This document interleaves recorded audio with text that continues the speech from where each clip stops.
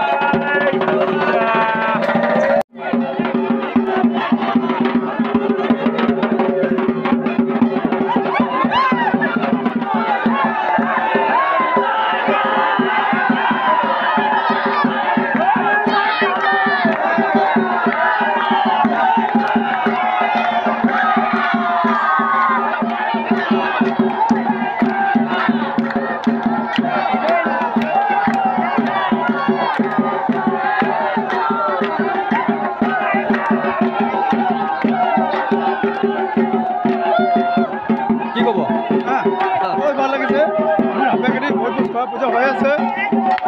আমি বহুত অনুভৱ কৰি আছোঁ এইটো আমাৰ আজুককা দিনৰ পূজা বহুত ভাল লাগিছে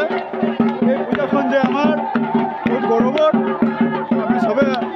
আনন্দ ফূৰ্তি কৰোঁ